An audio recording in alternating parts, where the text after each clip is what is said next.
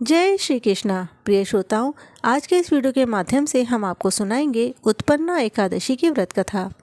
मार्गशीर्ष माह के कृष्ण पक्ष की एकादशी को उत्पन्ना एकादशी कहा जाता है। ये एकादशी वर्ष की पहली एकादशी मानी जाती है, क्योंकि इस दिन एकादशी देवी का प्रादुर्भाव हुआ था। इसीलिए इसे एकादशी जन्मोत्सव भी कहा जाता है। इस व्रत के प्रभाव से मनुष्य के सभी पाप नष्ट हो जाते हैं और उसे मोक्ष की प्राप्ति होती है। इस एकादशी की अलौकिक व्रत कथा इस प्रकार है। प्राचीन काल सतयुग में एक असुर हुआ जिसका नाम मूर्दानव था। वो अत्यंत बलशाली और पराक्रमी था। उसने इंद्र, वरुण, अग्नि, यम, वायु, कुबेर आदि सभी देवताओं को हराकर स्वर्ग पर अधिकार कर लिया। सभी देवता भयभीत होकर भगवान श्री विष्णु की शरण में गए और कहा, हे प्रभु, मूर्दानव बहुत ही अत्याचारी है। उसने हम सबको युद्ध में हराकर स्वर्ग से निकाल दिया है। अब आप ही हमारी रक्षा करें।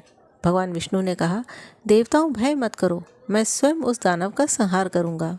भगवान विष्णु गरुड़ पर सवार होकर चक्र और गदा लेकर मुरासुर के नगर चंद्रावती पहुँचे। वहाँ भगवान और मुरासुर के बीच भीषण युद्ध हुआ। ये युद्ध कई वर्षों तक चलता रहा।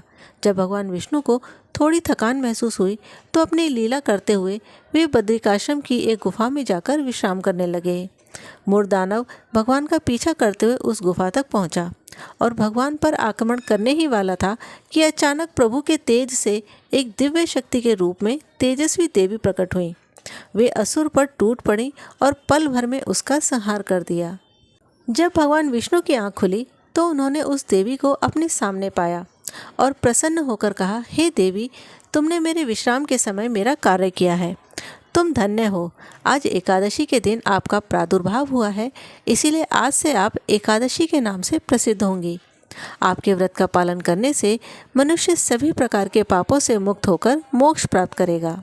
भगवान विष्णु आगे कहते हैं, जो मनुष्य उत्पन्ना एकादशी का व्रत रखेगा, इसकी दिव्य कथा को सुनेगा, उसे अश्वमेघ यज्ञ के बराबर फल प्राप्त होगा और वो पापों से मुक्त होकर मेरे परम धाम वैकुंठ को प्राप्त करेगा। बोलिए श्री हरि विष्णु भगवान की जय। प्रिय श्रोताओं, ये थी उत्पन्ना एकादशी की व्रत कथा। एकादशी का व्रत रखने पर इस कथा को ज़रूर सुने और दूसरों को भी सुनाएं। आप भी एकादशी का व्रत रखने वाले हैं तो कमेंट में लिखें हरे कृष्णा। और इसी तरह से आने वाले सभी व्रत और त्योहारों के विषय में जानकारी के लिए हमारे चैनल को सब्सक्राइब करें। जय श्री कृष्णा।